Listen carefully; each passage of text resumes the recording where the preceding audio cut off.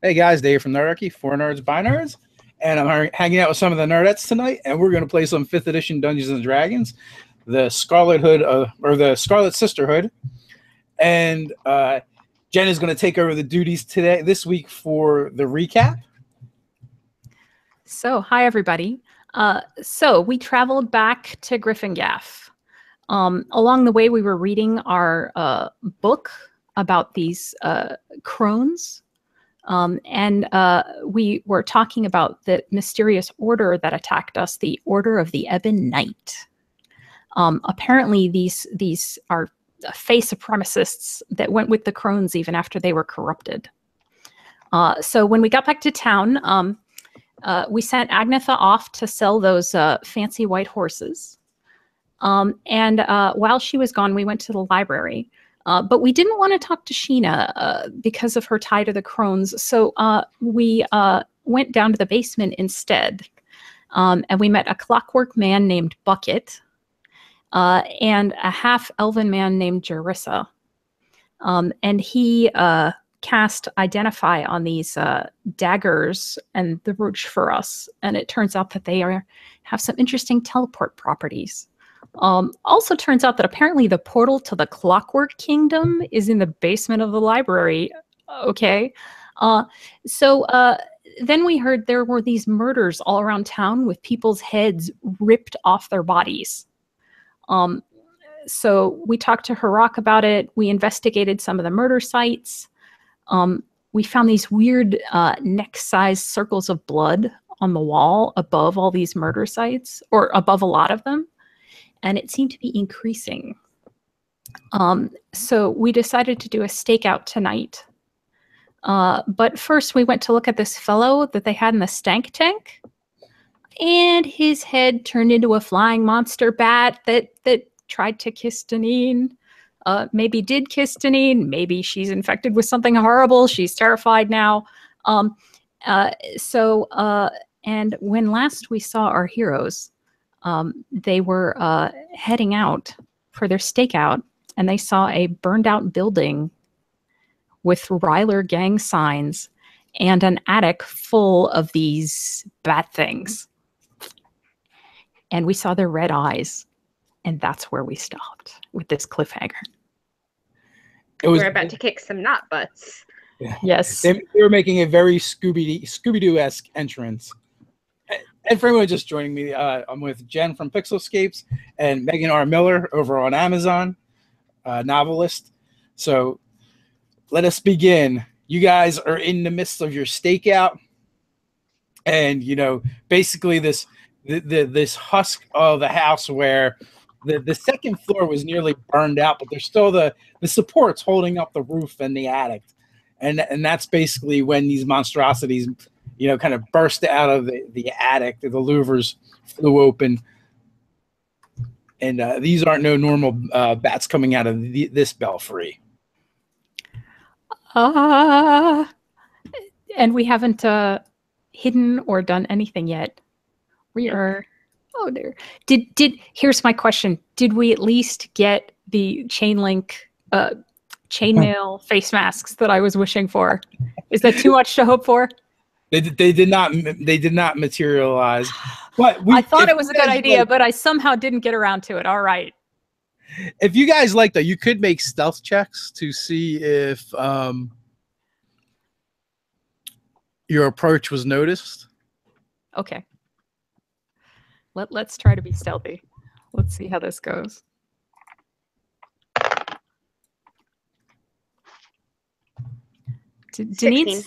Deneen's not having a stealthy day. She got a 14.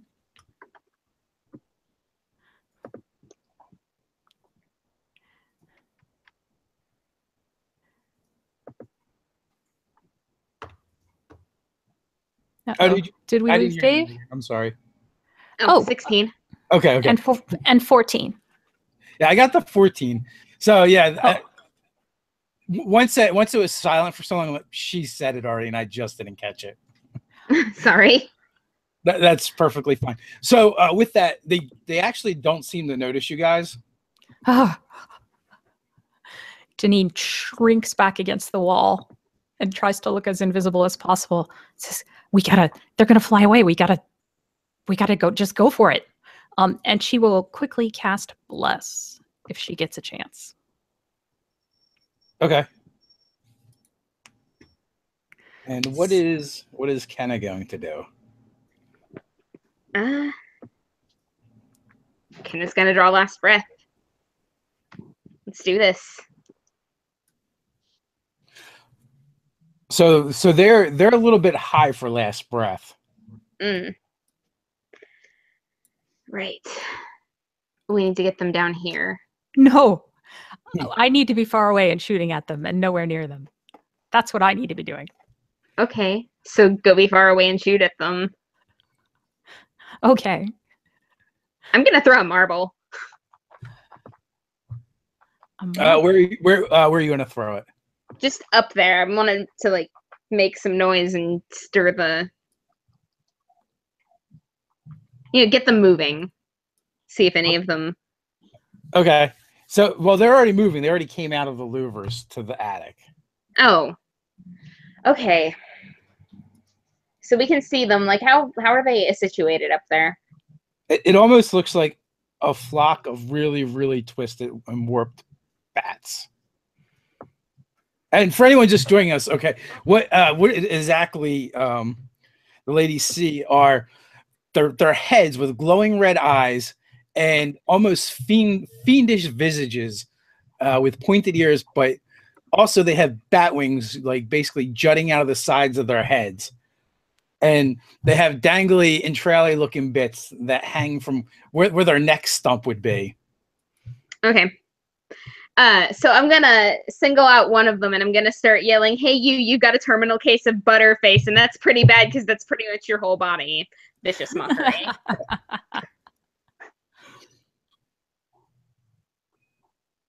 So that is.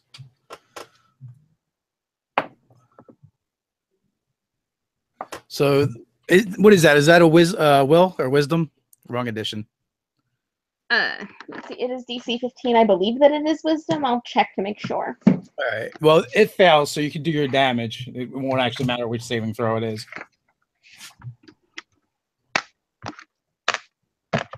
7. That was quite a sick burn. Okay. So yeah, and that's psychic damage, correct? Yes. Okay. So it kind of like shrieks in agony from your insults, and then like they all kind of start looking around. Give me a saving throw with disadvantage. I mean, not a saving throw with disadvantage, a stealth check with disadvantage to see if they've honed in on your position. Oh, that was bad. Yeah. Let's see. 7 total. Oh. A 7 total. Bless does not help you with that. But Janine wishes it did. So like they all like as one kind of like turn to look in your direction. I can't find them if they're up there. Janine gets ready to start shooting. Okay, so that's your action. You still have a move and a bonus action if you wish to use it. Oh no, I'm good. I'm just got my shield and ready to go. All right, Danina's up. So she's already hidden. I think she's gonna just pop out briefly and try to shoot one. Let's see, with plus, that's okay. That's a 26 to hit. Oh yeah, for 31 piercing damage. Yeah, that definitely takes one right through the ears. Goes in one ear, out the other. Yeah, remembering how horrible it was when one of these things kissed her at the jail earlier, she gets this determined look and shoots true. And then she hides again. These things. For sure, hiding again. Oh my God. I'll even save us. I'm hiding again. The head literally spins in the air a few times before it just falls straight down. Good. So with that, you guys can. Well, what did you get on your stealth check? 20. 20. Okay. You're good. And 2, you guys can give me initiative. Okay. 21. 6.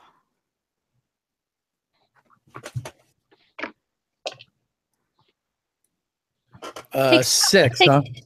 It takes time to hide correctly. You know, and also I'm terrified. So it takes extra time to hide extra well. So Kenna is up, and basically these flying heads with bat wings basically jutting out of their temples, their red glowing eyes, you know, their fangs are kind of salivating and drooling, you know. So there's like 9 of these that kind of turn in your direction. Cool. Cover your mouth, Kenna. Cover your mouth. It's already covered. I put that. You remember the little bandana thing that I got so that I could emulate Olive in Rylor? Oh, right. I'm wearing That's it. right. Oh, that's so I'm gonna step out there, sword in hand, and I'm pretty much ready to go. Oh, Are they close enough to hit yet? They're actually swarming towards you. Okay, cool. Then I'm gonna take a swing at the nearest one. And you get a D4 on all this attacks and saves. Oh, excellent. And it's every time. 14 to hit. That hits.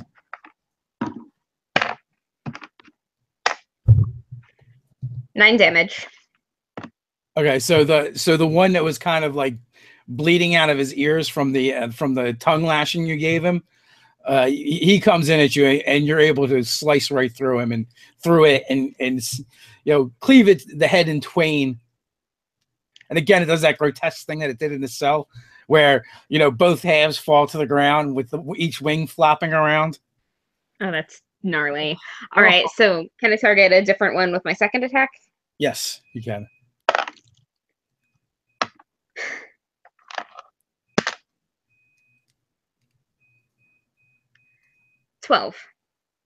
A 12 actually does hit. Okay, thank you, Janine. Bless. This Very is the good. only reason why this thing is getting hit this turn. Don't thank me. Thank Eleven. 5 damage. Okay, so you slash one, you know, across its cheek and its eye, leaving a deep gouge. Just you know, this black ichor kind of shoots out and sprays in your direction. So now we get to the fun part.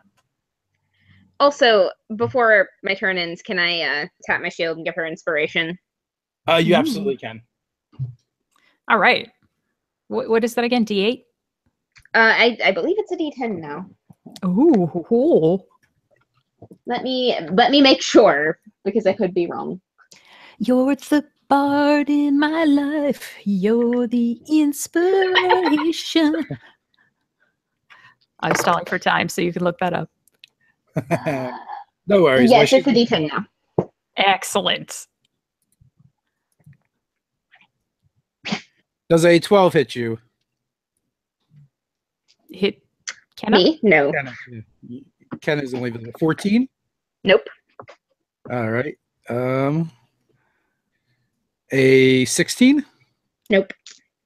Really? 17. Really? Yes, that hits.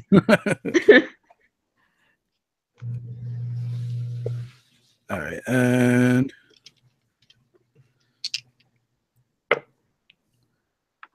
all right. So two of them managed to slip through your defenses. It must be the ickiness of your adversary, because your sword and your shield are working in double time. As these things dart and weave at you, you know, your blade flicks out, your shield flies up, just smacking away their putrid-looking faces. I was a little concerned for you, but apparently it was misplaced. So you take 11 points of damage as they come in biting. Cool. And chomping at you. Deneen is still worried, considering how it went last time she ditched Kenna in an alley. but she's determined to help. So. And Deneen is up. All right. So from her place of hiding, sort of around and behind some garbage bins, Deneen will shoot again at one that is not injured. And let's get that's got to be enough. 27 to hit. Oh yeah, absolutely. For 27 damage. Oh yeah, it's just toast. And then you must have hit some kind of nerve nodule because I think the head explodes. That's even worse. It makes a big mess. But Deneen, she was determined to get as not visible as possible, and now she's gonna go, huh, and hide again because this is still very terrifying. 23 to hide. Yeah, you're totally hidden. Yes, she's gone. She might have left you, Kenna. You don't know. Oh, there is a stream of like obscenities and insults coming out of her mouth still. Like they're not magically charged anymore, but she's totally trying to keep these things focused on her. Oh.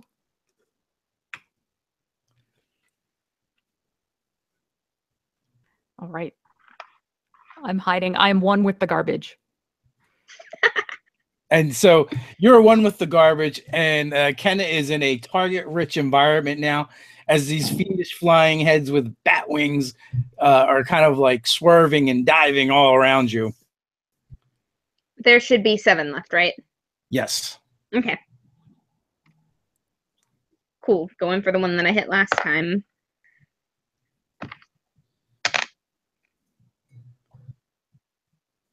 $19 to hit. Ooh. That'll do it. 9 damage. 9 damage. Okay, so you totally take that one out. You slashed one way the last time. This time you slashed the other way.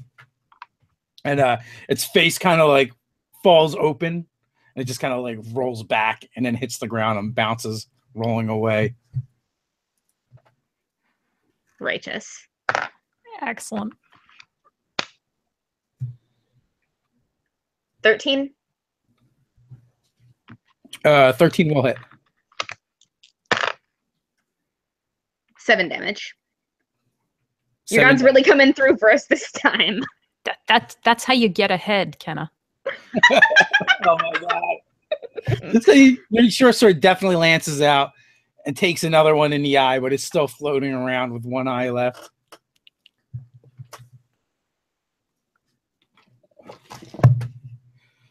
So that leaves us with, I believe, 6 left. If we're counting.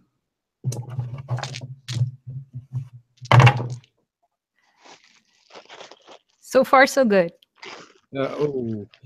This time, maybe not so good. I shouldn't have said that.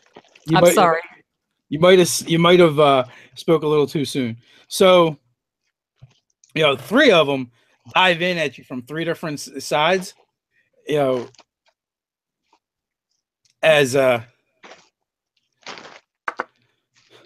they're dodging and weaving around you, and a 4th one just kind of waits till those 3 for those 3 to strike and comes in, critting you. Oh, good. Oh. So, I need another one.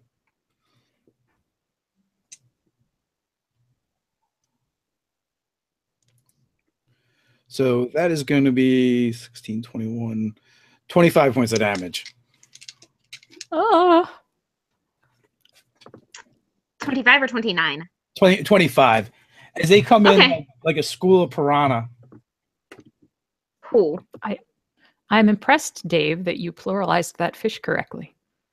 I can take one more hit like that and be basically okay. Well, I suspect at the end of the round there won't be as many attacks. Mm-hmm. Deneen is still horrified. I'm being the tank. I'm really excited about it. She's good at it. Wouldn't be the first time. So Deneen is up. Lather, rinse, repeat. She's going to just barely lean around the corner so that she's as invisible as possible and try to shoot one of them again. For 25 to hit. Oh yeah. I suspect the only way you're going to use that inspiration is if you get a really bad roll on your stealth check. Yeah. It's good to have it. I'm happy to have it. Don't get me wrong. I only get 1 shot per turn, so it's good to have. Good to have. All right. And then same as before, she's gonna hide. And her terror is clearly fueling her attempts to hide because she gets a 30 stealth. So around Kenna, it's starting to accumulate these heads. So quite a few of them now have feathered arrows sticking out of them. That's par for the course. Danine's got my But these back. creatures do not seem deterred at all. And Good. Janine is basically snuggled back into the trash, and she's just like, it's just like back home in Ryler. It's just like back home in Ryler. Mm-hmm. No, you never had to deal with anything like this in Ryler. Don't lie to me. But the trash is familiar. Man. All right. Yeah, let them come. We don't want them to get away because then it'll just get worse.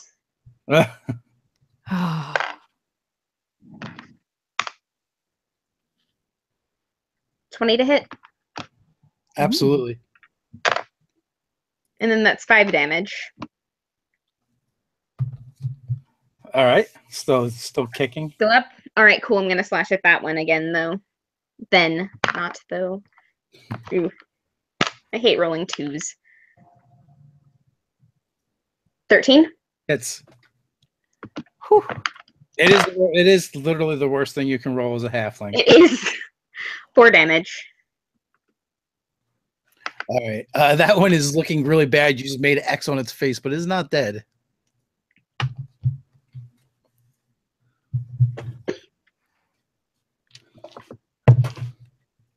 And I just realized something that you're probably not going to like. Oh boy.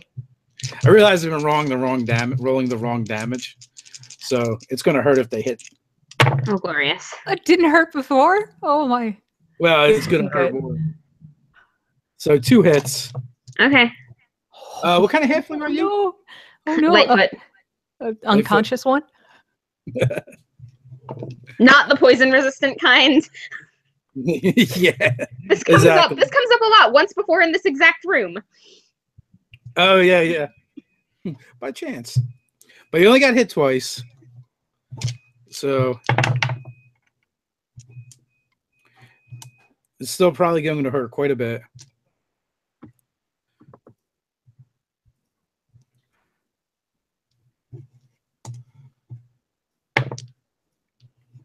$23 points of damage as these two tear into you. But this time, when their fangs bite into you, you feel the poison eject into your veins. I'm still up.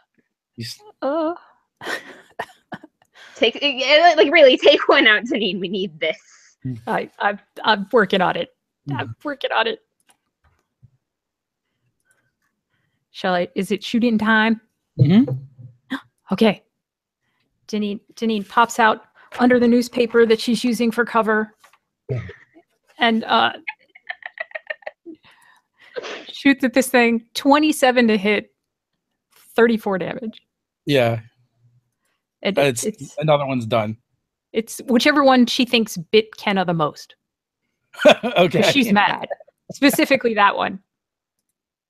And then she's going to hide again under her newspaper. Okay. Oh, well, this is my day. With another 30 to hide. So she's gone. You don't see anything. No.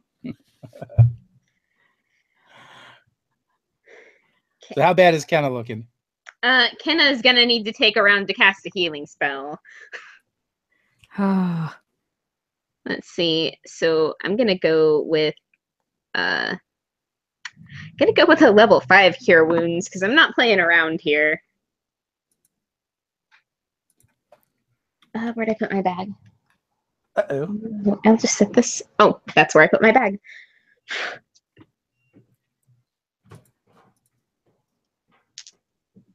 So they're bobbing and weaving and taunting you.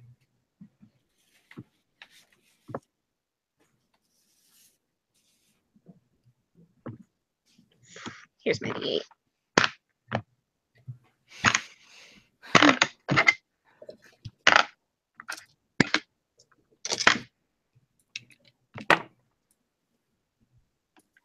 Okay. So I heal myself for 21. That was not the best series of rolls that I have ever made, but that's fine. That's better than nothing. Well, it keeps you keeps them occupied. Mm-hmm. So another one it lurches in and bites you for 17. Again, you feel Okay. poison pumping. Ooh. And then 23. Oh, I'm mathing. You're napping? Mathing. Oh, mathing. Oh no, I'm down now. oh, that's not good. Is it my turn? It is your turn. All right. This calls for drastic actions. She's going to oh yes. She's going to nat 20 for a total of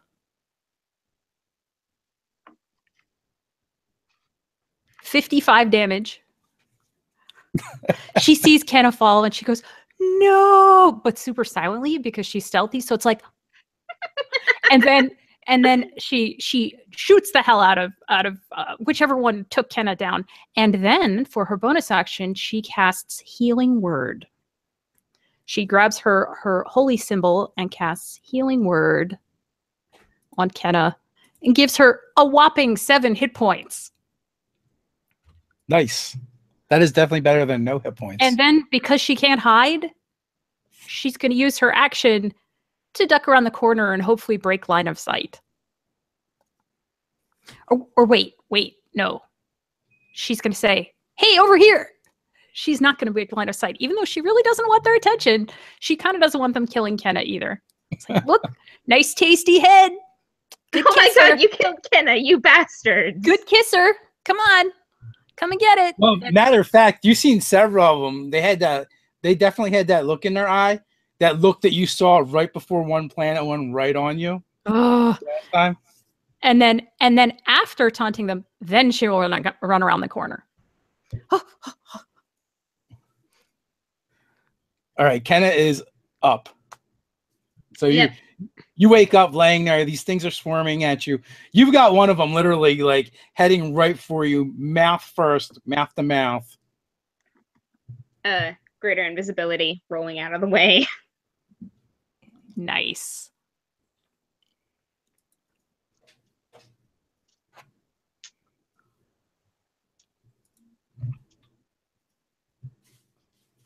All right, so you roll out of the way. You're invisible. With that, all 4 of them shriek in rage, and you can each each of you give me some saving throws. Oh, good. Charisma save. Oh, good. Okay. The bless counts for the save.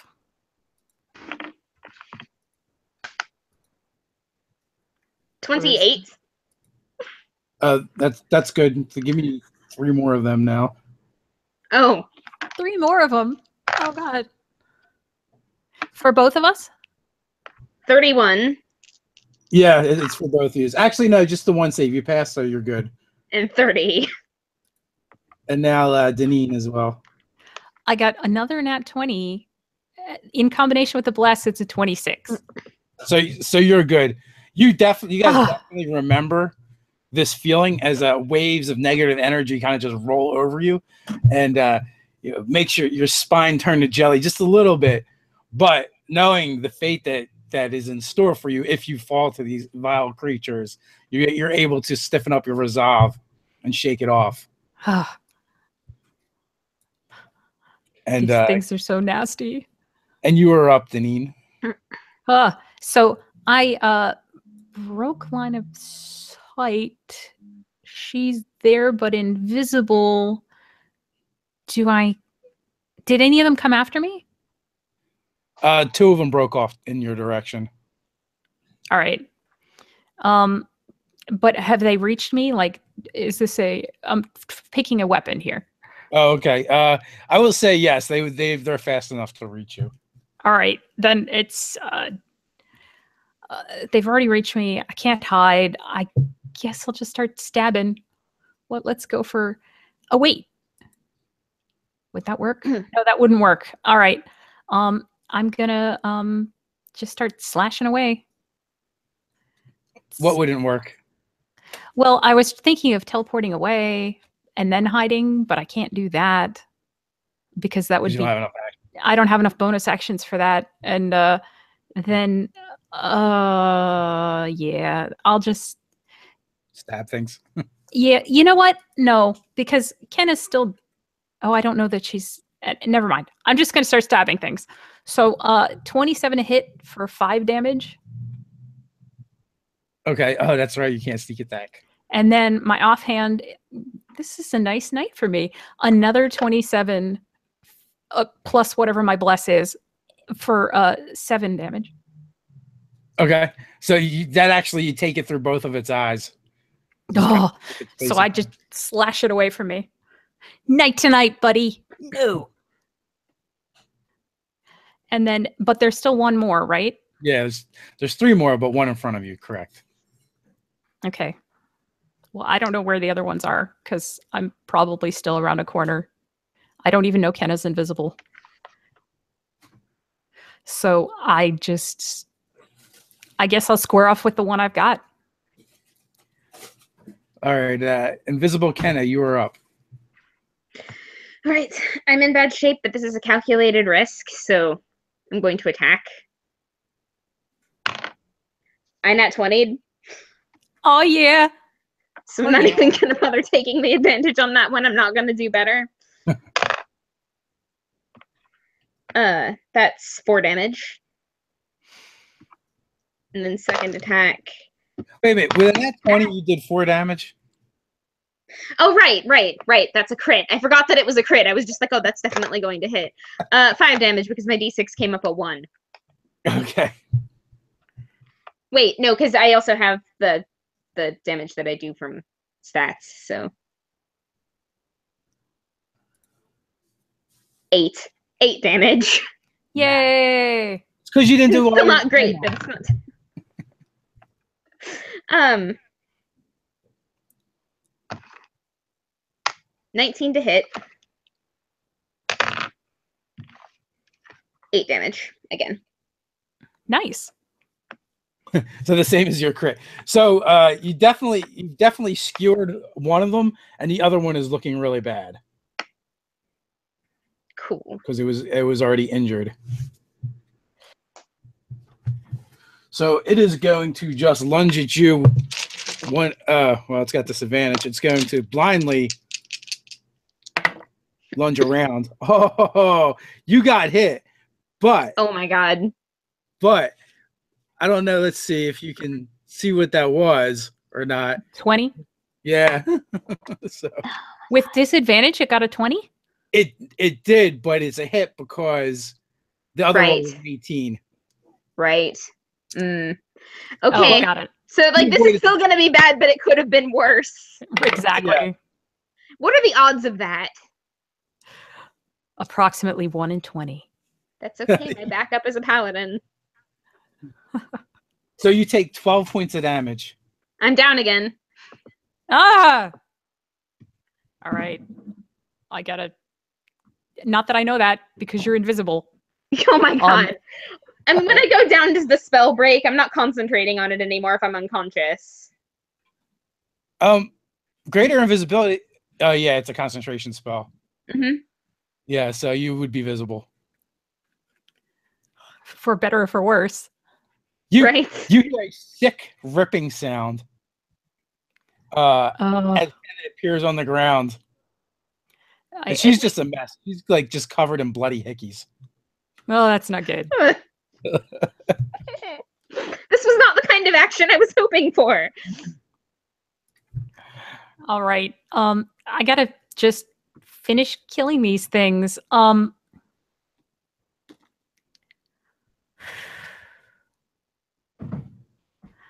God.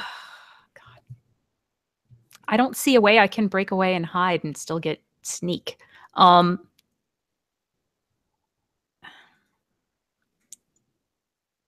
guess I'll just keep slashing at the one in front of me. You can. You just take the attack of opportunity to move. Right. I'd have to take. Okay. I guess that's more of a sure thing. So let me go ahead and take the potential attack of opportunity here. Okay. So I break away and dive back into the garbage. It does not hit you. It chomps at you as you dive away. All right. And then I nestle up in the garbage, which reminds me so much of home.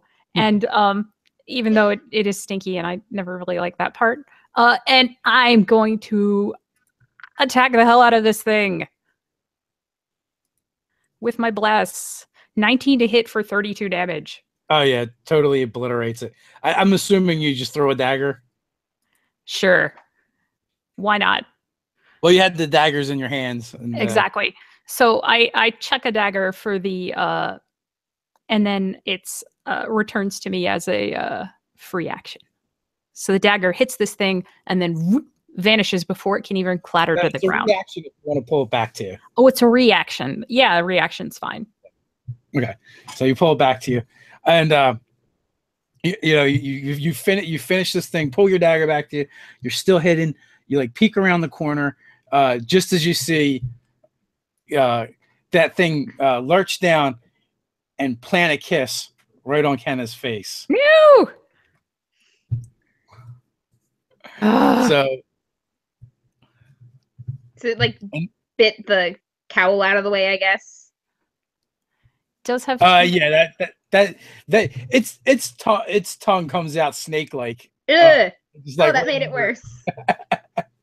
Not like a snake's tongue, but like you just got giraffe tongued by a demon dead thing. So, Deneen, it is now your turn, and that is what you just witnessed.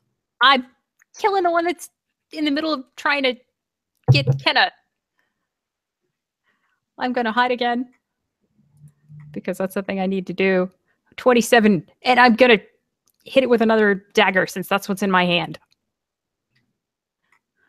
23 to hit, 17 damage. All right, so you hit it in the back of the head, and it kind of like rolls off of Kenna, sticks into the ground. Kenna, give me your first death save. Oh, no. Oh, 6. Okay, that's one death save down. That's not good. Charisma save, Kenna.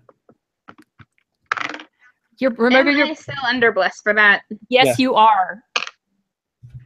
20. Oh, okay. That's pretty good, but we don't know. All right, so there are no more things to kill. Kenna is literally surrounded by these heads. They're like laying all over the place. She is probably pretty much in a puddle of ichor and gore. Oh, Deneen runs over there, like kicking heads out of the way. Kenna, and she'll like haul her up out of this filth, and try and help her. Not that she has a way to help her. Agnetha has our healing potion. Oh God. That was my idea. What can I? Oh, so this is great. So I don't have any spells left. You can do a medicine check. I can try. If you have a medicine or if you have a healer's kit, you can use that. Nope, I don't. But I do have. Okay, I can do a medicine check. It's 50. It's only DC 10, and you still have inspiration from the bard. Right. I got 13 on the medicine check. Okay, she is stabilized. That was so close. That was great. Oh my goodness. Love moments like that. So she's got Kenna. She can actually carry Kenna because Kenna's little. And so she's clutching Kenna like she's a mom with her kid. For sure. And when she hears Kenna's breathing sounds a little more stable, she doesn't really relax. She starts counting these heads and pieces of heads and trying to and glancing around uncertainly because does it seem like the number of heads equals the number of people that got killed? That's the question. Because she's still paranoid right now. It is actually the number plus a couple. Oh, so I guess we can figure that out later then. That's probably a good sign. She's going to just take Kenna and get out of here, alert a guard. Well, you guys surmised there was Monster Zero at least, right? At least one Monster Zero, so. Right. Exactly. Yes. Yeah, and Kenna looks really bad. Basically, she has like all these bloody raspberries all over her. Yeah, that's really not cool. And that's yeah. So Deneen is horrified by this. And so she's gonna try and get a guard's attention to get their help in dealing with these bodies, to spread the word that if you've been kissed by a monster lately, contact the authorities. And say, where can I get her some medical help? Is there anything? Is there anybody? There's the Church of the Light, which is kind of like a non-denominational. And I know those guys. Deneen has been there before, so she's going to use her city secrets ability and her full 35 speed, using dash action and her bonus action dash to go. Let's see. So it's like 105 feet around, but doubled because she's got urchin background. So we're gonna get there real fast, real fast. You essentially like flash run there. Yes, exactly. It's like full on anime run. Probably with like glittering tears. It's like, well, I'll help you, Kenna. Rose petals. Yeah, absolutely. You get there really quick, but Yes. it's late, so it's a little bit late. So you actually have to bang on the door to get someone to open it for you. But someone does. They're like brushing crumbs off them. It looks like they're probably just taking their evening supper. Please help. My friend was attacked by monsters. I'm scared. I think she's still alive, but I think she might be sick. We really need help. Well, bring her in. And he looks and he's like, oh, I know her. She helps out here at the church. Right away, take her. Just follow me, and we have a room for things like this, and we will administer some healing immediately. Thank you so much. So, after a few minutes, he begins like cleaning and washing the wounds. And in the meantime, another priest comes in. This is an older gentleman with blue eyes, and he's got a pair of spectacles on his face, and he's like bald on top and with liver spots, and he's kind of bent with age, wearing white robes. And you may have met him before or not, but he introduces himself as Father Frelier. And he comes in and begins praying over Kenna, and a soft blue light begins to emanate from his hands and work its way across Kenna's small frame. And she gets healed. And Deneen can't magically do anything to help here, but she will absolutely pray real hard, which essentially boils down to her inwardly saying, "Hey, boss, I know I've asked you for a lot today, but it would be real cool if my friend didn't get monster raped, have her head turn into a monster, and while you're at it, I'm hoping my head won't turn into a monster either. But I think she's got it worse than I did, so please help her." So Kenna awakens with 21 hit points. All right. First thing she's gonna do is take one look at Father Frelier and be like, "We have got to stop meeting like this." You're certainly correct there, my child. This is not the first time you've been run into here. That happens. Hopefully it'll be the last, though. Thank you. Thank you so much. You're just lucky you have strong, fast friends. Kenna, do you have a headache? Maybe. Let me see your neck. She's gonna examine her neck for she will put up with whatever Deneen wants to do. Yeah, she's gonna like totally move your head around and be like, "I don't see. Do I see any black veins at this point?" You do not.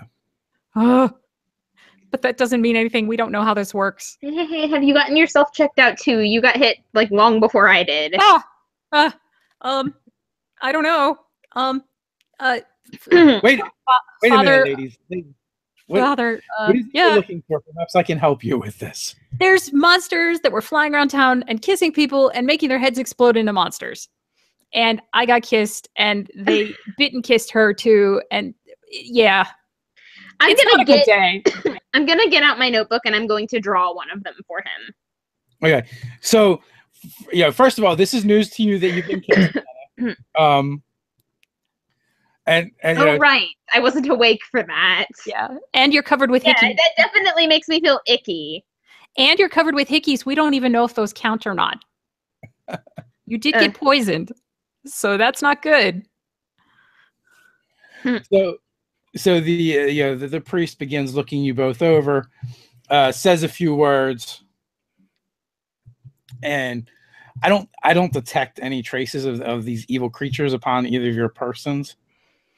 I think you're okay. All right. I'll keep an eye on you. You keep an eye on me, just in case. Done deal. Sounds like a good plan. Oh. So you ladies can stay as long as you like. Can I get? We were just having supper. If you would like to come eat, you can come eat if you feel up to it. I really wouldn't want to put anybody off their dinner. And I'm like looking at the hickeys. Well, they're all healed now. Now it's a matter of just being cleaned up. Oh, good. Prestidigitation. So you didn't see quite how bad it was. That's a good trick. If you don't mind, Kenna, I did hide in some garbage earlier. Oh yes. Prestidigitation. Sorry. Ah, A little bit distracted. So clean, thank you. Like a spring daisy now. Yes. So you drew them for him. He looks at him. He's like, "Oh, those things look absolutely horrendous." Yeah, they pretty much were. I think we kill them all? What happened after I went down? I counted them. There were actually a few more than the victims we knew about. So there had to be one to start with, at least one to start with. For all we know, there might be a couple other victims we don't know about, but they were together in a flock. So hopefully that was all of them. Hopefully. But okay. I did tell the guards to get them cleaned up and disposed of, and to tell people to report it if they've been kissed by flying monsters. So I don't know how well that's going to work, but I just had time for a couple of quick statements before dragging you here. Okay, that's fair. We'll be all right. But do you want to stay for dinner, or do you think we should go make a report? I mean, it's late. I don't know if Harok's even still going to be awake at this point. I might have been a little jumbled as I was shouting instructions while I was carrying you. They might have thought I was a maniac. I'm not sure. Maybe we should follow up. Kenna's gonna hug her and apologize for worrying her. Oh, and Deneen will hug her, and she's looks more relieved than anything, but she's still all like kind of wired and jittery from all this panicking and running. So when you grabbed the guard, you're like, "Hey, burn these," and then you ran off, right? Yeah, she didn't like burn these. Warn people. Harok, and just ran away. Like, yeah. She probably didn't make nearly as much sense as she did when she said it just now. So she's acknowledging that she probably wasn't super clear about it. So yeah, following up would probably be good. All right. I'm going to thank the church for their time. I will drop like 50 GP in the donation box because I didn't need res this time, just super healed. And then we can go do that. And Deneen will put some money in too, which is unusual for her. She throws in 30 gold. Did you get res last time? I thought you were just down. I thought I got res. Well, no, it must not have been the case because I hadn't because Agnetha dispensed with the first aid. Yeah, I'm still not He went way over the top with that, and I'm not gonna do that. I'm just not that person. Well, hopefully I won't see any of you ladies around anytime soon, unless you young lady want to come back and assist as you have in the past, which your help is always appreciated. And The very second I have time to spare. I would be happy to help as well. She's actually a cleric. Yeah, a little. Thanks, boss. Oh, wonderful. I just a little, but you know, I'm blessed to have that magic. Well, Gifted stop to by me. sometime and we'll discuss theology together. That would be great. I'm sure you have a lot to share. Well, I'm a bit of an old man. I've been around for a while. I would really like that. I didn't really get to talk to anybody the last place we were at, like I thought I would get to. So that's good. And you also realize that you're probably like 2-3 times older than him. It's all relative, you know. So you guys head out of the Church of the Light, heading down the road. Are you sure you feel okay? There's no like throbbing. I'm all right. You're sure? This isn't the first time I've nearly died. Yeah, but these things they're so creepy. Oh, yeah. Absolutely, they were creepy. But I mean, as long as they get burned and scattered like they're supposed to, I'm sure it'll be fine. Okay.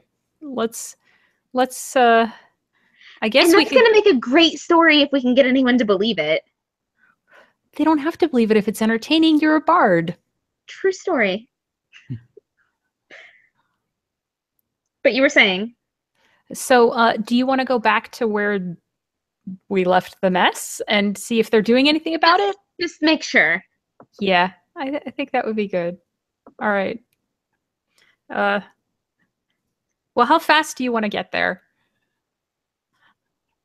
Because I can go pretty fast through the city, actually. I've spent a lot of time the past couple of weeks being somebody's backpack. I think walking would be fine. Okay. But I can still show you some shortcuts. And so Deneen does just that, which doubles our pace. Okay, so you guys come on this site as the body, well, the heads are being burned. You see like kind of like a couple large brooms and shovels. It literally looks like they would probably use to clean out of the stall for horses, and you know, lying to the side. And there is a excessive amount of vials of oil, of jugs of oil. Deneen nods approvingly. And one of the guards is, you know, kind of standing there when he sees you guys coming. He kind of waves you over. Damn things didn't want to burn. I'm sure the oil will help with that. And you know, of course, it's Lieutenant Lenny once again. He seems to pop up everywhere. So they're not igniting? Oh, they did. It just took a lot of oil, and it really took a long time for them to burn. Because I'd say that's a pretty safe sign that we needed to do it. But yeah, so they're burning really slowly, and it's letting off this like this really pale gray smoke, and it's all kind of like coalescing into the air above the little bonfire, the little pyre, and you know, in that pale smoke, you see you basically, there's a pattern that you kind of recognize. You've seen it before. It looks like a butterfly with like the death head's sigil on the wings. Oh, that fucker. In like this like sickly green kind of hue. Now, yeah, Kenna looks livid. Has Deneen seen this, or did she only hear the name before? I can't remember. I'm going to assume we talked about it. Oh yeah, because it's been a while. Well, you guys were there. You kind of came in as they were storming his compound. Right. We ended up fighting him on the docks, and he jumped off the dock as a fish. Yeah. All right. Well, then she will recognize this. Be like, here? What motive could he possibly have for sending those things here, unless he was specifically trying to get back at us? I don't know what his motive is for any of this monster chaos that he's been generating. This doesn't further his business any. This doesn't get him any ends here. And why would he do something like this specifically so that it would... I'm just... No, and that bothers me. I mean, do you know what he was after before with turning people into monsters? Yeah, but he was specifically turning people into monsters. Wasn't the drugs just sort of... wasn't turning people into monsters on purpose. He was giving them these drugs that if they stopped taking them would turn them into monsters, so they had to keep coming back for it. He wasn't trying to make monsters. He was trying to make mindless zombie slaves. From, like, just drug addicts. Yes. Well, obviously he has a talent for turning people into monsters. Or using monsters that turn people into monsters.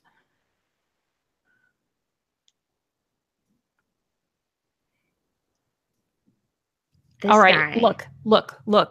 We think these things showed up on that ship, right? Yeah. So let's find out more about that ship, where it came from, who shipped stuff on it, something. That's like our only lead right now. Okay, that's fair. Let's go find out then. There must be some kind of record. I looked at Captain Lenny. You guys actually, when you were doing your investigation, you kind of found the ship and where you had gotten that information before. The only real thing I guess to remember is that Harak kind of vouched for the captain, and I think you guys kind of all agreed that whatever happened, it was probably without his knowing. Or, something, a stowaway.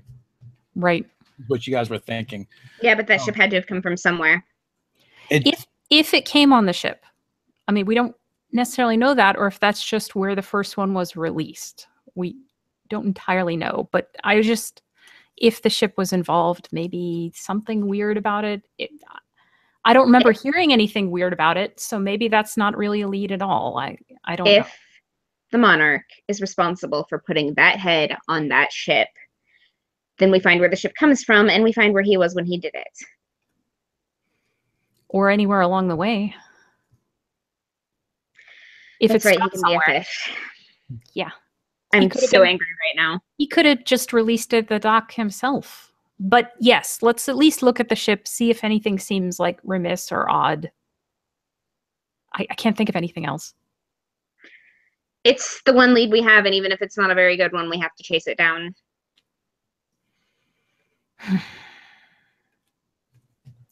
Yeah. So with that, if you guys go down that route, you're able to get a couple pieces of information. Well, one, it's probably like around 9 o'clock, 10 o'clock at night right now. But before you do go, Lenny is able to give you whatever information you want, and he basically tells you where you can find the manifest to the ship, and also where the cargo from the ship was offloaded to after they found the body. They resumed, and then also there was one of the crates that that was being offloaded when the attack occurred.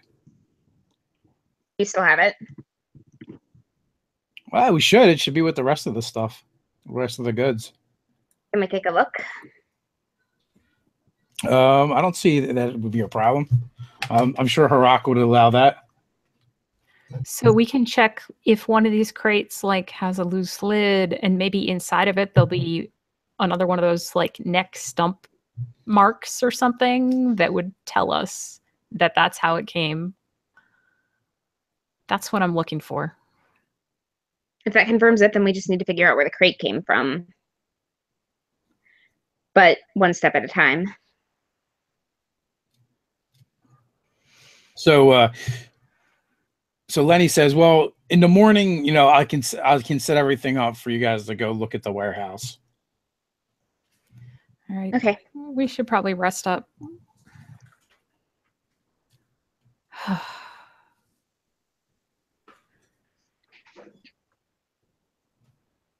This whole thing has been just, yeah.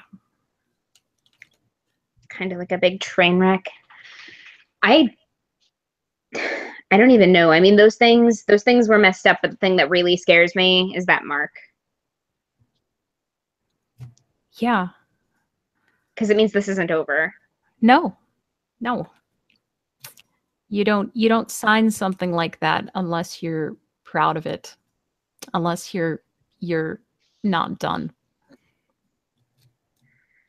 So we'll just have to make sure that he is done the next time we find him.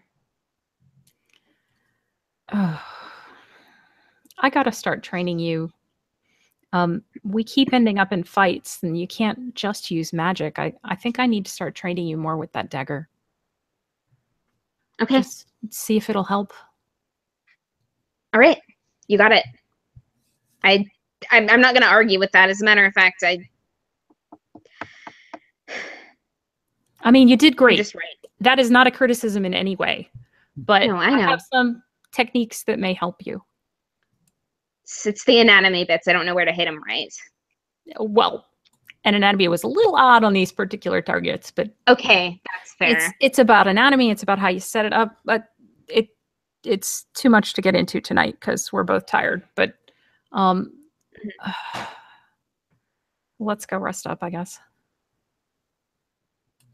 So with that, the rest of the night is pretty uneventful. You guys make your way to your prospective lodgings. Kenna goes back to the halfling compound. Deneen would walk her back there since she's still not entirely healed up. And Deneen's feeling a little protective right now. And then Kenna wouldn't even fight it. Yeah, and then she will say goodnight. And then she will sneak her way back to where her husband and kid live. And of course, your husband is up waiting for you.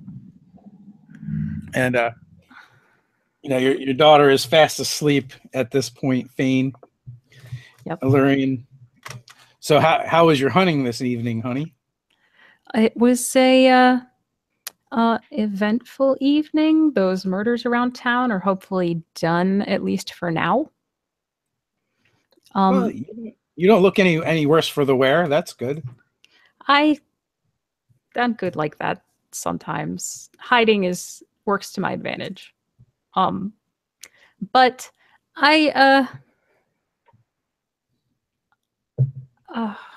not gonna kiss you goodnight tonight.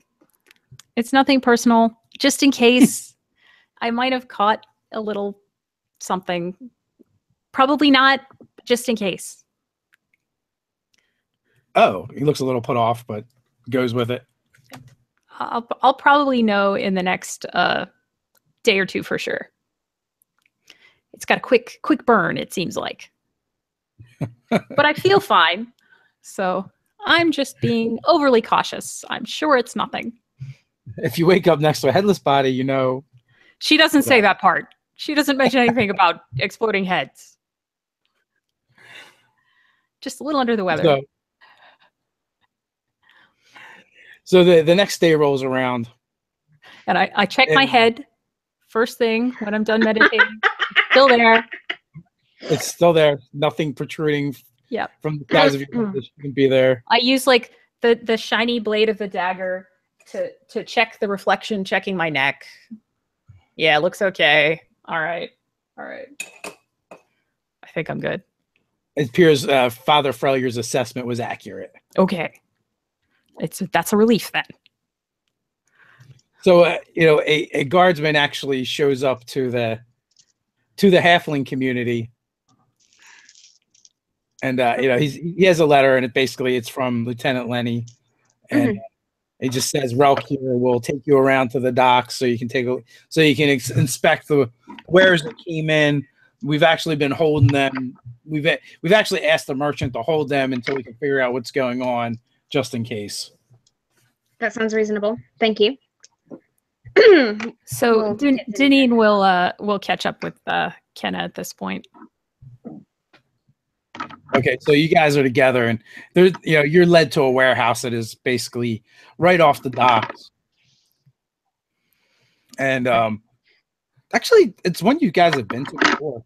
Or Ken has been here before. Oh. Hmm? Those people. Those Okay. people? I am gonna message Janine and like silently start explaining that these people are cultists and that we've broken into this place before, that like we found the evidence that they were. If they're not cultists, they're at least supporting cultists. They've got their hands in a lot of shady crap, but it wasn't personal at the time, and they just made it personal. What? Did you get all that? Sure. Okay. Deneen I don't automatically even remember why we went in there to begin with. Deneen automatically assumes this is more of this blood cultist stuff that she keeps hearing about with Gryphongaffe. Well, that part is. Can she reply to this message? Yes. Or does she just say aloud, uh-huh? No, she can reply to the message. Okay. It's the spell message. Like, so is it, does that necessarily mean it's their cargo or that they're involved with this? Or is this just a warehouse somehow associated with their activities that the guards chose to put these crates in? It is their warehouse, but that doesn't necessarily mean they directly had anything to do with it. But what are the odds they actually don't? From what I hear, cultists are usually not very nice people. Kind of fanatical. I mean, if we decided to go at them, they would definitely deserve it. But and let's just find out what we find out in here first, one step at a time. Okay. So then out loud, she'll ask Lenny or whichever guard is with them. So this warehouse, is this the merchant's warehouse, or is this where you guys store stuff? This is the merchant's warehouse. Oh. Solras. But they've been, their family has been doing business here for a long time, and they've been very cooperative. Some, they're not too happy with us holding their stuff, but they can get over it. They didn't put up too much of a fight. Well, I am sure they will want the assurance of knowing that their goods are safe, and that's what we are here to inspect. So, basically, it takes you to a section where there's like a dozen crates.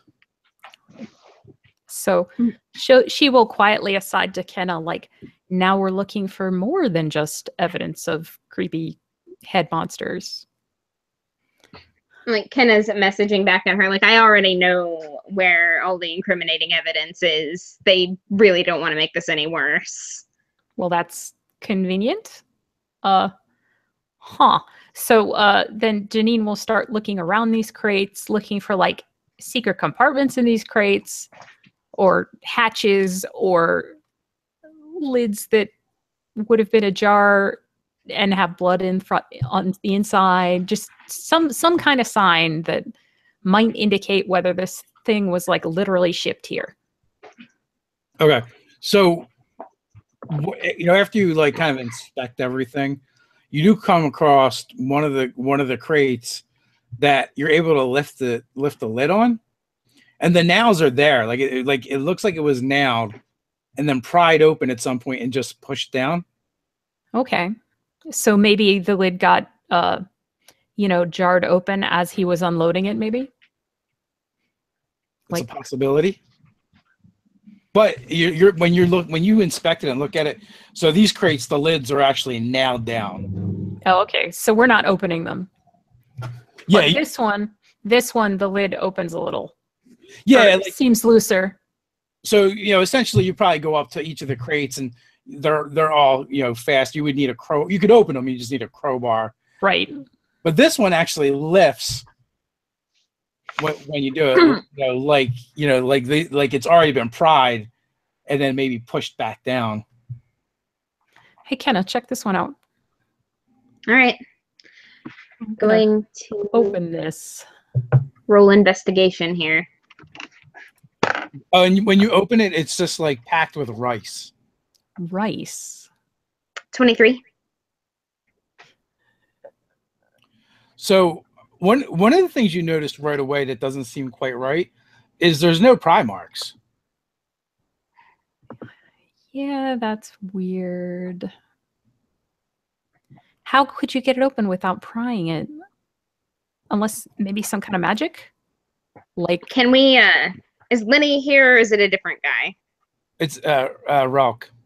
Okay. I'm gonna call Relk over and I'm like, can we explain this to him as we're going through the thing? Like, just so that he's following us so he knows we're not doing anything, like, underboard here. He looks bored and doesn't look like he actually cared.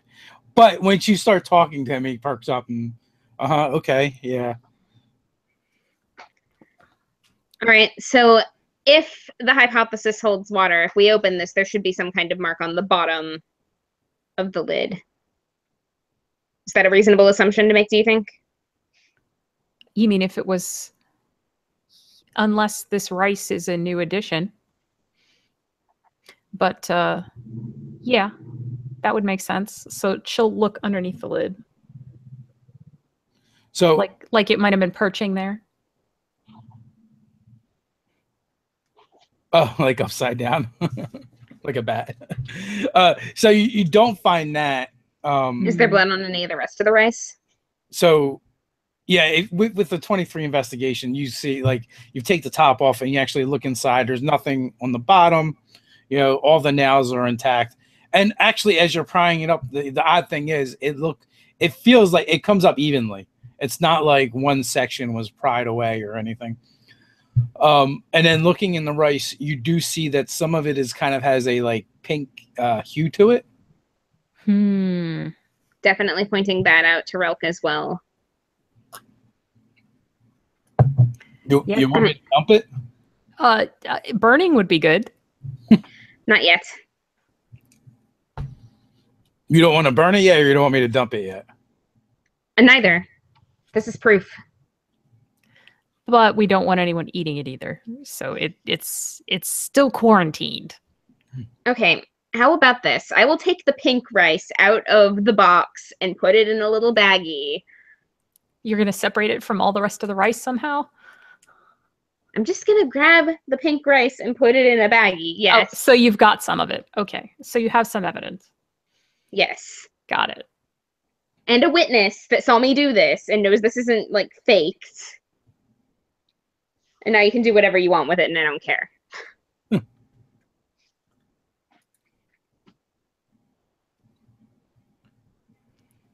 But it's been contaminated by a monster that turns people into monsters. Yep. And we burned the rest of them. Or you guys burned the rest of them. So we need to know where this crate came from. That's my advice. Yes. It was sent here on purpose, so wherever it is that it was shipped from is where we need to go next. So, you know, when you guys check the manifest, it came out of Ryler. Of course it did. Well, one of the reasons why it kind of has to come from Ryler because you guys are on the edge of nowhere. It's like wilderness. Sure. Except for the Dwarven Kingdom and the Elven Kingdom. But up until now, they've been slightly xenophobic.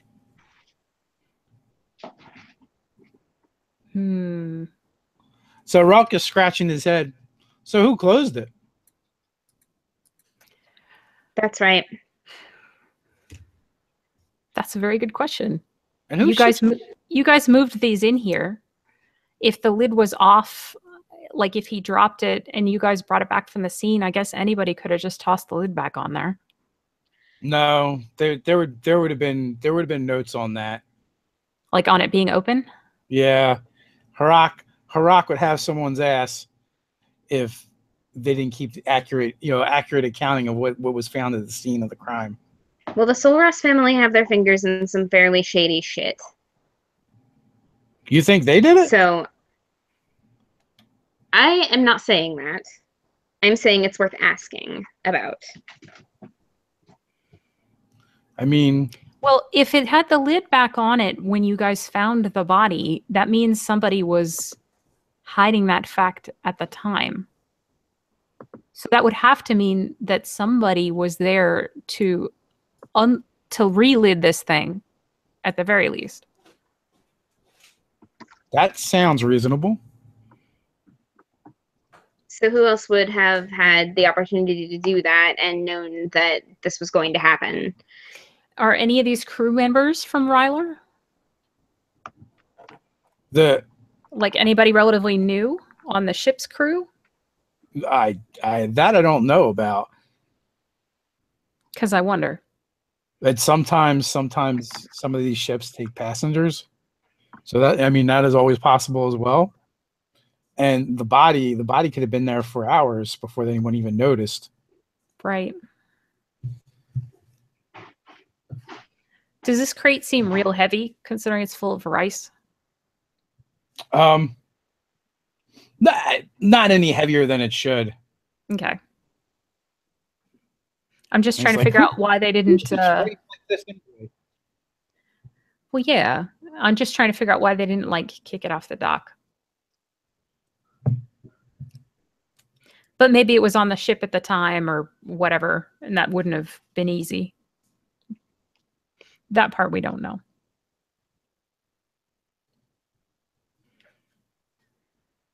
Yeah, I mean, I'm pretty sure these were all brought in together, and there's nothing in the reports that mention anything different.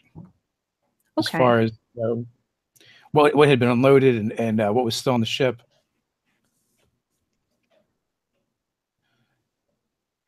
All right. It was probably halfway through his night before something happened.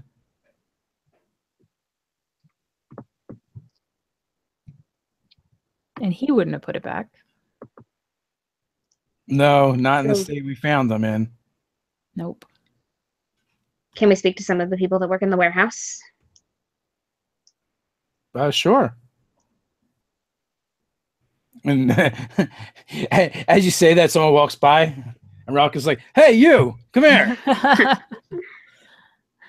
So Janine will let Kenna take lead on this because it seems like Kenna must have an idea here. All right, I'm just going to start asking him about the crate and if he closed it. I'm going to cast Detect Surface Thoughts as I'm asking him about this because it'll just come to his mind anyway.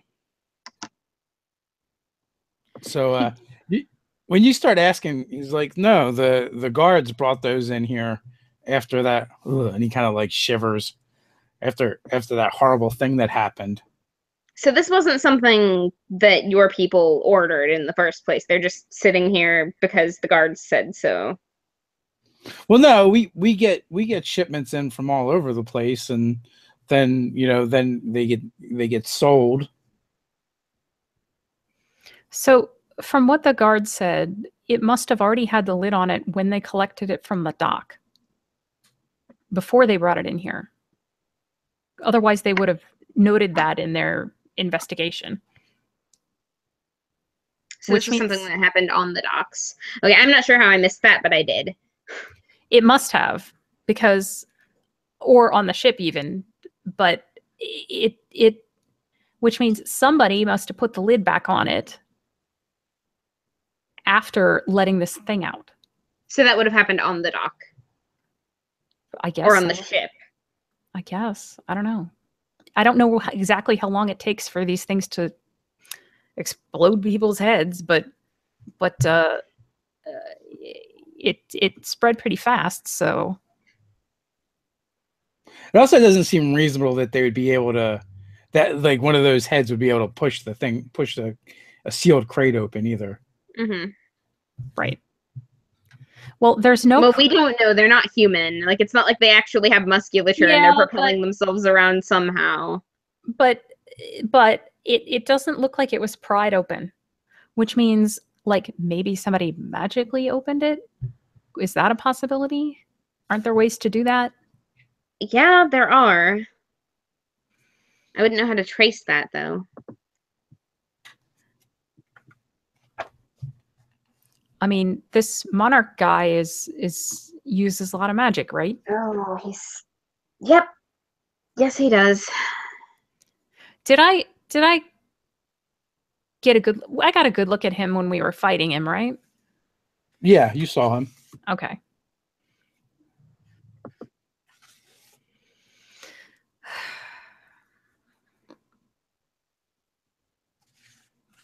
He would have had to have set it up to happen without him present because he's not here that we know of. Well, that doesn't necessarily mean he isn't.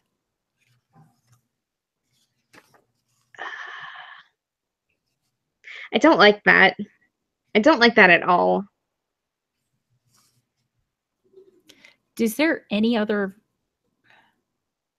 I mean, what else?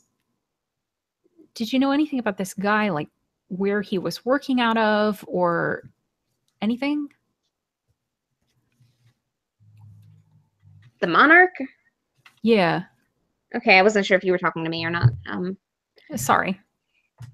We know that he was working with several people. Actually, two of the guys that no, they weren't working with him. They were just in the vicinity. Never mind. But he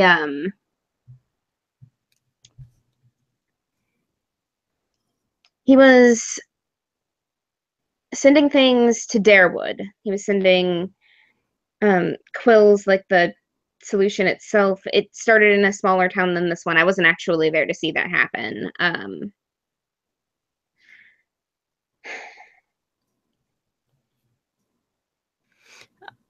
I mean, I hate to think we're just going to have to wait for something else to happen. I know. Oh. I could legend lore. On the Monarch? Yeah.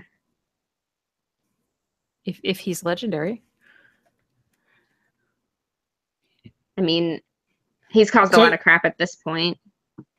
So some of the details that Kenna would know from traveling with Daff and traveling with Agnetha was they were actually chasing him, and there was this little no-name town was the first sign that they were getting close to catching up, and that is when people kind of burst into troglodytes in their presence in one of the taverns, at which that tavern is actually named after them now, the two ladies. And apparently the monarch or some of his people had poisoned some of the cast or tampered with them. And then they pursued him back to Gryphongaffe, kind of lost track of him, but they did find the clues to him because the drugs were being distributed in Gryphongaffe. And eventually they did, soon after that, they ended up basically at that river town north of Gryphongaffe, where you first encountered them, where the monarch kind of took over the village and had commandeered an old mansion. So apparently he had been running his operation out of there. So maybe this old mansion did we never did get back there, did we? No, we didn't. That might be. We meant to. Yeah. But then I just meant to do a lot of things. Errand. Well, I still appreciate you coming with me to Ryler because I don't think I would have made it out of there otherwise. That needed to be done. But that did delay us and probably distract us. Maybe we should go check that out finally. I don't know. Yeah, we should. And we also have plans to deal with these hags, but I mean, like at this point, it's just a whole bunch of really pressing business. And how do you possibly prioritize that? Well, I mean, I know the business with the hags is important, but if he's still trying to basically kill a whole city, that's a lot of people. Yeah, it's a lot of people already. It's a lot of people already that these things took. You're right. He dragged other people into this. It's not just affecting us. That should definitely be the thing we go do first. I mean, I don't know. Agnetha's been having a really hard time, but yeah, I know, and that's exactly why I hesitate. If it were just me, I wouldn't even think twice about it, but it's not. Yeah, the whole sending these monsters here seems rather spiteful. Yeah. Do you think he has some issue with the town specifically, or is it about us wrecking his business? Because he had the drugs in this city before, too, right? Yeah, he did. But I could see how that would benefit him, you know? I mean, like, he was making money off of that. That makes sense. This doesn't. Unless he's all about the revenge plot and the money. Like, if I he's... mean, it's possible. We don't really know him as a person. Well, maybe we can find some clues to that, hopefully. Okay. Well, then that's where we're going next. I mean, it's pretty cold, but...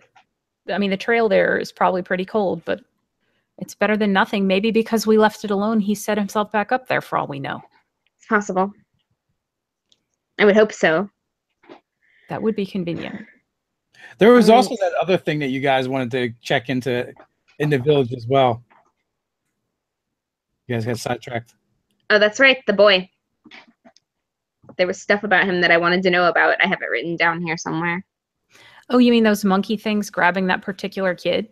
Yeah.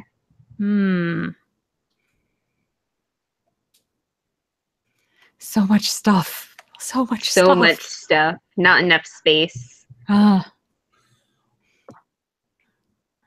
right. Well, it sounds like we're heading north again. It's north? Yeah, it's north. It's up the river. It is. So now you guys are going to have to figure out how you're going to get there. Last time you had a commandeered barge. Yeah. We could hire ourselves on something as guards. Hey, we could do that. That's how that would know somebody going there anyway. That's how I made my living, and that is how I got around. It works very well. That sounds like a good idea, because then we get paid a little bit while we're going where we need to go. Yep. Always about getting paid. Hey. What are you gonna do? You can't fritter it away. We use that money for important things like spas and new boots, and maybe we need some healing kits or something. Kenna, just saying. That's not a bad idea. Just thinking, maybe. That is one of the early lessons our group learned about 5th edition. I mean, I'm not trained in using them. You don't have to be. Okay, that's very good. It's just one use. Let's get some bandages and splints and stuff. How about it? Okay, so let's resupply and make some plans and prepare. Sounds good. One use of a healer's kit automatically stabilizes. That's very nice. That is a thing. We learned that the hard way by not having one and having someone fail their saves and someone else fail their medicine check. Well, then I need to have that, because not only can I use the healing kit, but I also have the use an object action as a bonus action. So you get double your money. Double your money from Deneen. Medic Deneen. She'll get a little nurse's hat to go with it. She's not trained enough to be a doctor. Good. Okay. So, well, you've got plenty of daylight to do that. It's still rather early in the day, so if you guys want to go shopping and resupply, you guys can get whatever you're looking for. Yeah, gonna get some healing kit nonsense, and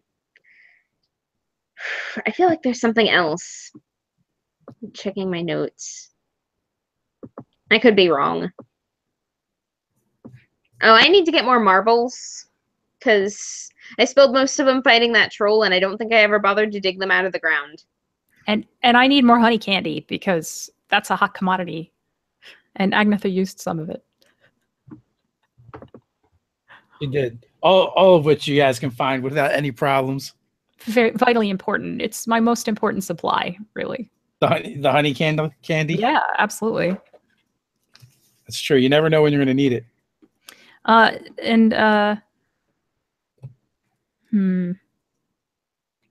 Deneen also buys some extra paper.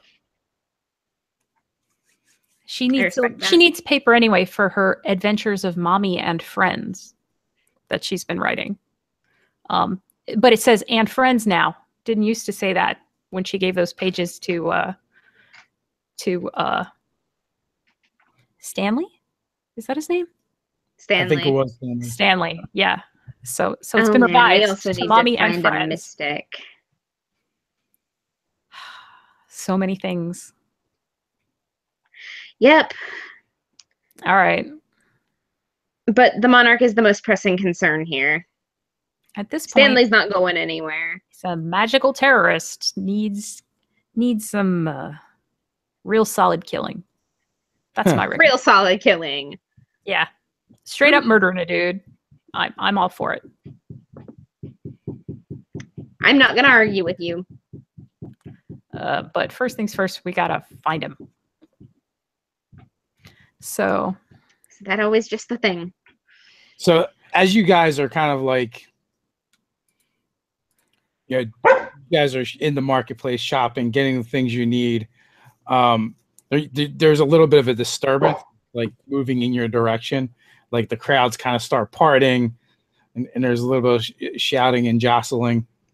But basically, the members of the Odani, or Adadini, I think it's Adadini tribe, come kind of like limping, I guess is the appropriate description, towards the two of you. I'm gonna turn and raise both eyebrows because those are not small men. No, they're not, and you recognize some of the faces, but they all look like they've been in a battle and it didn't go very well for them. What happened? Where is Agnetha? We don't know right at the moment what happened. Well, Maglin insisted that he go and confront the hags and get back with his memories. Oh, okay.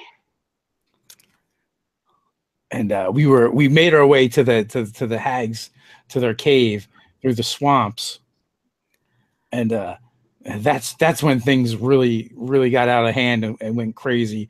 We were just about there, according to the information we had, when everything went dark. Fog rose up, and things just started attacking from the water, out of the trees. It might even been the trees. We formed up into a defensive position and fought our way out.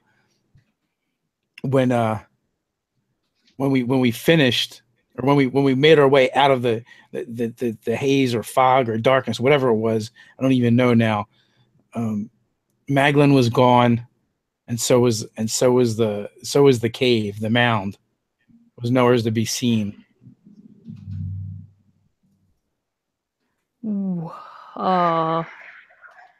I look at Kenna as if surely she can explain this. Okay, my best guess, and this is a complete knee-jerk response, I could be very wrong about this, is that they've taken him to the Feywild. So you think that's where their house went to? Yes. It's a Fey thing. That's, like I said, it's a complete knee-jerk response. That's just the first thing that I think of. I could be very wrong about that. They look, there's a dozen men and women that look very hardy and, very much like Agnetha, and they just look downtrodden and defeated. Well, considering the land itself apparently rose up to attack them, that would outclass anybody. We're so sorry. We just wanted to help Maglin, help Agnetha. He It's a might nice still be thought. okay. It's a nice thought, but those monumentally stupid decision. Those hags are bad news, or we would have taken care of it already. Well, now we've got this to take care of too. But at this point, it's seeming like the Monarch is going to be the easier fight. If we can even find him. Well, we're going to have to do that. But we have things that we do need to take care of, and that's Agnetha included. She's not going to want to be left behind on this. And she's here, and she's fine, and she'll get right back with you. It's not like you're going to be left without guidance for long, but don't do anything like that again, please. We're not going back to that accursed place anytime soon. Then we'll see what we can do to bring him back to you. When you were attacked, did you happen to also be attacked by some unusually good-looking elves? No, it was all lights and darkness and vines and roots. Okay. All right. Just checking for reasons. Should we be wary of good-looking elves? Yes, particularly good-looking, extra pointy elves. Probably bad news. Extra pointy. Yeah. Like don't just attack them on sight, but if you see anybody wearing something like this, and she'll flip up her collar to show that pin with the creepy eye. If you see this on somebody that isn't a friend of your friend, you should be concerned. We will definitely take that into advisement. We're going to have to build a sweat lodge or sweat tent and meditate and contemplate on this. Perhaps our ancestors will be able to guide us. I wish you good tidings from your ancestors. But even as she says it, Deneen does not sound particularly hopeful. Well, thank you. And if you see Agnetha, please tell her we're looking for her. We'd like to deliver the news of the fate of Meglin to her. We'll let her know. Thank you. And then they kind of like stagger off. This day just keeps getting better. So now we have to try and rescue Meglin from the Feywild? Yeah. I mean, okay. We have to go after them anyway, and chances are he is where they are, and he's a jerk. I will give you that, but he's still a person, and we can't just leave him. But we're gonna have to go anyway. How are we gonna even? I don't know, but we're gonna have to do it anyway.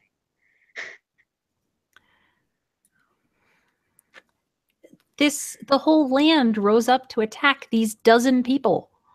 How are we gonna and I don't know yet, but we're gonna figure this out. We have to. I mean, maybe we enter from a different point. Like, I don't know what going north is going to help at this point anyway. We've got more research to do, more things we need to find out. I don't even know how this works, but we can't just leave him, and we can't just let it go, because Agnetha's going to go mad if we don't do something about this at some point. Well, at least if we're still in the area and the monarch tries something else on the town, on the city, we'll be here. Assuming we survive whatever we're trying to do with these hags. Yeah. I mean, the hags do keep us close to the area, and going after the monarch after that would be a smart decision, I suppose, but he moves quickly, and they are very well prepared, and they're going to be very well prepared no matter how long we give them to do it. They've got hundreds of years on all of us, even you. And if they have Meglin, that means that I'm not going to count on him keeping his mouth shut. That means they're going to know that Agnetha wants her memory back. Because he wants Agnetha's memory back. Yep. And he would be the type to stupidly make a deal with them to try and get Agnetha's memory back. If he's going to talk, he's already done it. So we have to assume that they know everything. Why would they keep him? Unless he traded himself. He doesn't seem the type, though. I don't know. I mean, if he is, then we completely misjudged him, but we'll have to see if Agnetha remembers or not.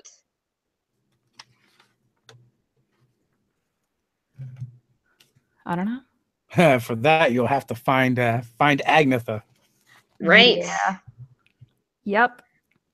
Well, that would explain why we haven't seen her all day anyway. Okay. This is a lot. And we've all found it out in a very short amount of time. And we don't have a lot of time, but we need to at least slow down and plan, because this rushing in thing, well, we saw how well that worked out for us when it was the heads. And yeah. Well, we didn't know we were going to run into where they were hiding. I thought they were over by the poor man's pub. We suspected. We were clearly on the right track. We were just righter than we knew. All right, that's fair, and just as dangerous. But the point is, we do need to actually stop and plan. We need to slow down, because if we start rushing ahead, and I've learned this over and over again since I started traveling with Agnetha, it's a poignant lesson, and I'm gonna actually get it right this time. But if we just go charging on ahead and we don't really think about it first, we're going to end up losing more time than we're gaining. Should we go to the Grove and try to get some advice on how to fight evil fae? I will never say no to going to the Grove. I'm not sure what to even plan. I don't know what to do about magic. My big solution to pretty much everything is to stick something pointy in it. Well, maybe we need something specifically pointy. I don't know. I think going to the Grove for guidance is probably a good idea. I really like that place. I really like the people in it. Both alive and otherwise. And the pixies. Don't forget the pixies. They're yes. people. Pixies are people too. Perhaps. So is that the plan? Yep. I'm good with that. Mm-hmm. Okay, so you guys end up at the lodge, and as always, you come up, and it is this basically this posh tavern or inn that's built into this grove, and everything around it is manicured and appears to have grown in unnatural ways, but beautiful ways. As you walk into the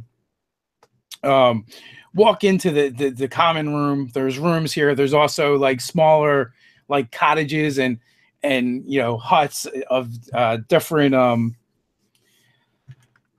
what's the word I'm looking for? Finery, to being very rustic and very basic, to actually being fairly nice but off into the woods. It's Gryphogaffe's version of glamping. So you guys are familiar with the establishment and the people that work here. You've been here a few times, and the young man behind the bar kind of just waves you through. You guys rarely stop to chit chat or hang out in the tavern room. You guys always go to the Grove, and he just kind of waves.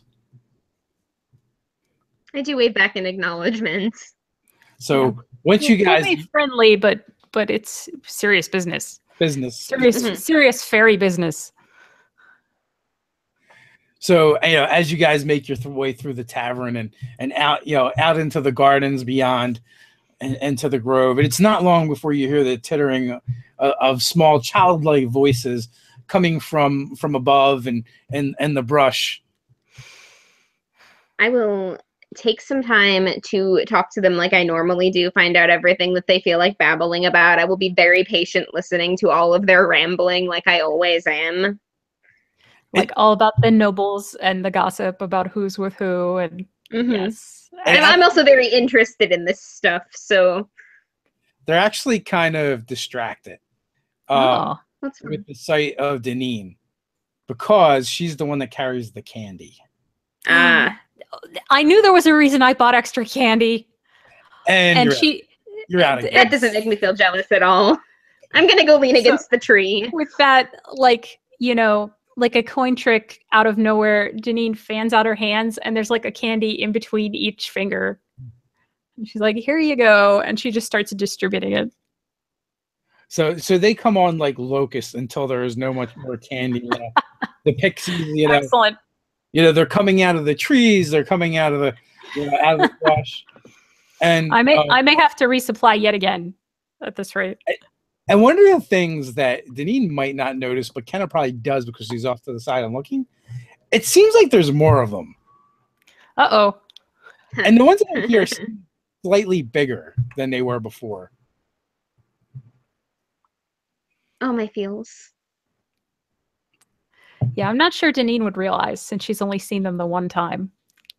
But the one time was enough, and apparently the stories of the honey candies has spread to the new arrivals. Well, then the new arrivals are the first ones to get honey candy, that they might experience its glory. And so Tika and Taka actually do approach Kenna. They seem to be the elders of the Pixies, and the ones that were the ones that you first contacted, and they seem to kind of be in charge, for lack of a better word, because in charge with Pixies is kind of like herding cats. Yep. One cat where they're all on catnip. So, but Tika and Taka, they do make the time to come up to you and greet you. Good. She greets them back, and she's like, it's been a little while. I'm sorry it's been so long. Things just got very busy. What brings you here, Kenna? When you come, you always come looking for stuff. I've been meaning to come back without it being for that, and I do apologize. I know.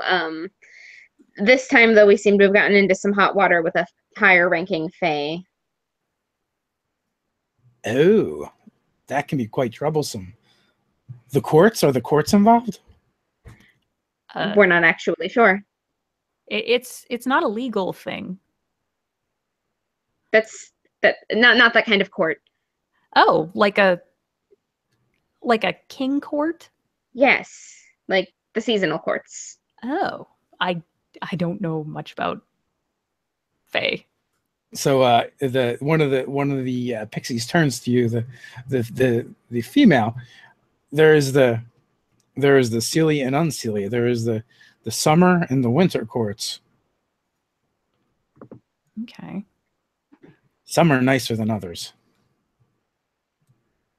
So is one season nicer than the other? You suppose you could say that. I mean, there's Fae that serve both courts, but winter does tend to be a little bit harsher and at times can even be a tad bit cruel. It's just the way of winter. But they're both necessary. So I hope you have not gotten tangled up with them. There might be some hags involved in this difficulty. Like a set of them. Oh, well, they're probably not part of the courts. Although it's not impossible. We think they might have taken someone we know to the Feywild. Or at least taken someone we know. We don't actually know. It's just something. We know they took somebody. We're not sure where they took them, but since their house vanished, we're wondering if it traveled to the Feywild. That is entirely possible. And this is actually like the most serious you've seen these two, or any of the Pixies as well. And we're worried because these hags are very powerful. They fought and defeated a dozen fighters just as good as our friend Agnetha. And now... Well, we don't know if they're as good as she is. We just know they were trained in the same place. I shouldn't assume they're as good as Agnetha. Agnetha's awesome. Thank you very much. But they're still better than the average person. Fair. Yeah. And I just... The point is these hags must be formidable, and we're trying to figure out some way to get some kind of advantage, or I don't know. I'd rather not die. or get my memory stolen. That sounds very wise. Although hags are strong, but they're not necessarily strong in the way you're talking. You mean with the kind of magic that we're talking about that moved a whole No. area? House. The hags, there's many of the fae, the Seelie and Unseelie from the courts. They are fearsome and mighty combatants. Hags don't operate that way. They're more subtle. So from what Kenna has said, from what you've said, Kenna, they're more manipulative. Yeah. So maybe I'm overestimating how much dangerous magic that, I mean, their magic is dangerous, but I mean, combat dangerous. Their magic would be. Did these brave warriors confront the hags directly? They were trying to. I don't think they got that far. The environment itself attacked to defend the hags. Hags don't use magic the way mortals do.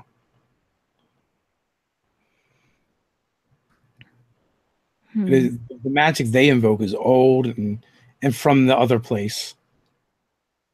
What you call the Feywild. Grand. They don't. So do you think it? They don't use books. They're more like weavers at a loom.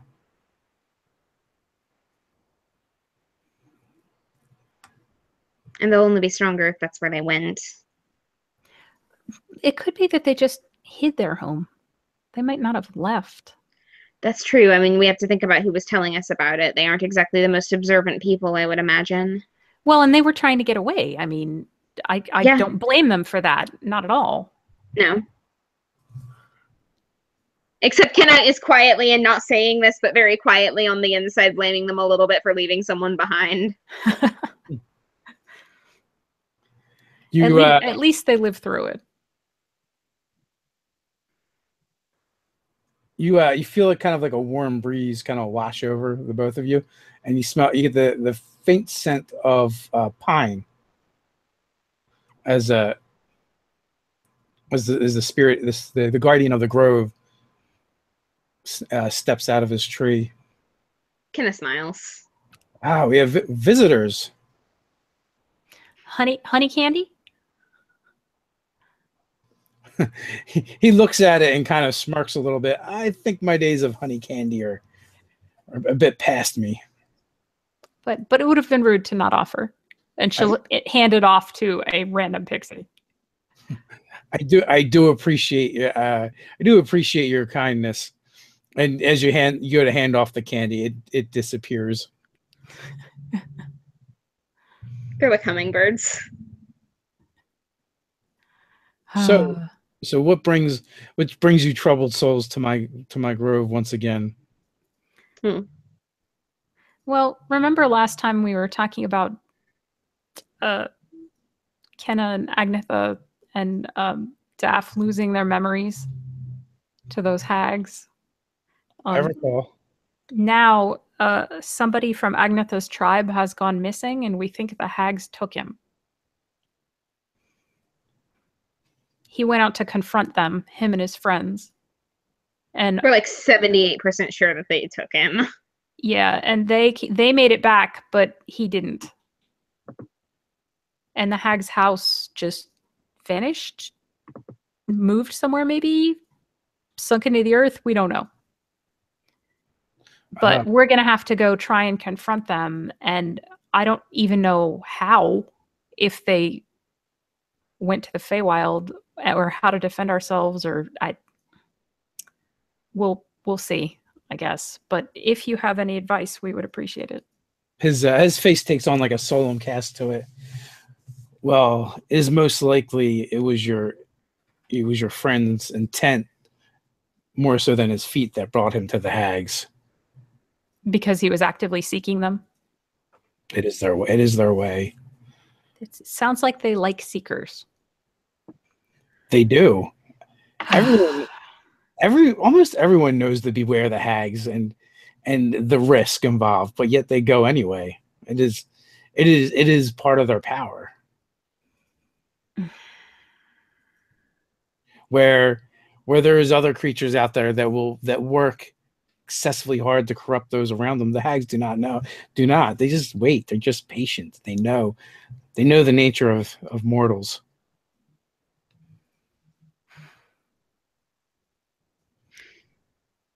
So basically, we'll probably find them if we're looking for them.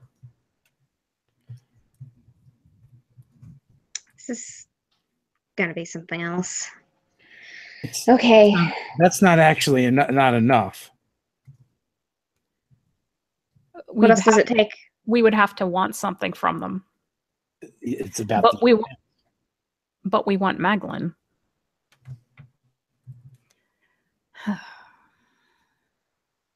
I mean, okay. Assume for a second that he did, hypothetically, trade himself for Agnetha's memories. I'm not losing my mind. Would it really be the worst thing if we just... we can't leave him there, never mind. We can't. And you know he wanted to be with Agnetha. I don't think he would have done that.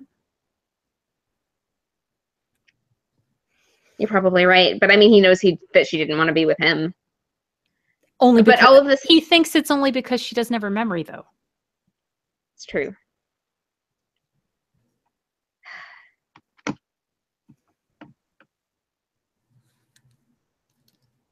Yeah. Here's the really important question. How do you defeat such a creature?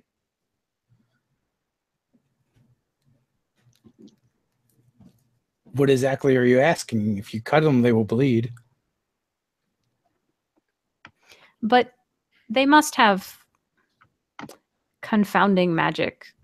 It sounds like from talking to Tika that they don't have perhaps the same kind of combat orientation as some wizards do, for example. But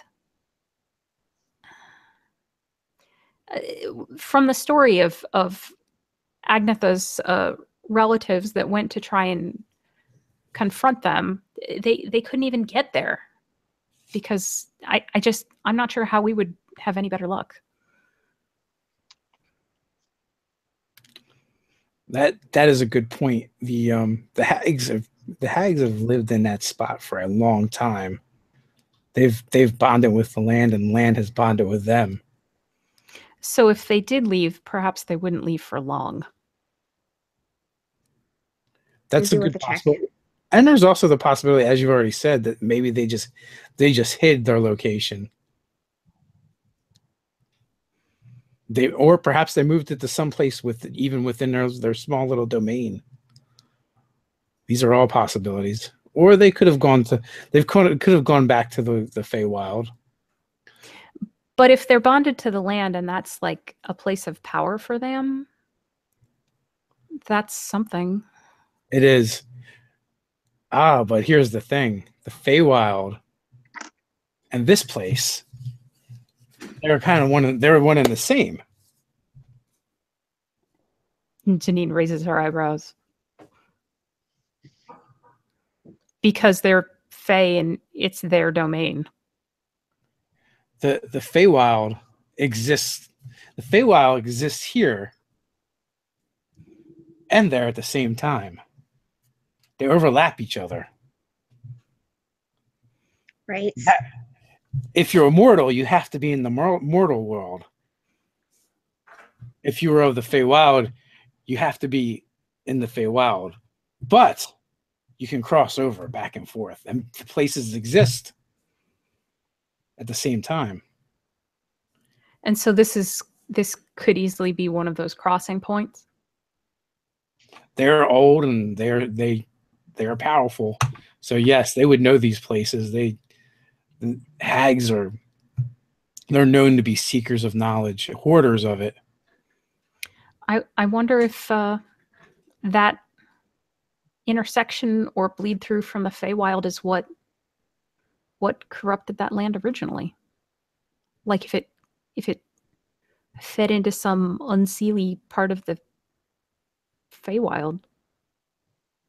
I don't know. Perhaps, but more likely it is the nature of the hags that has made that place the way it is.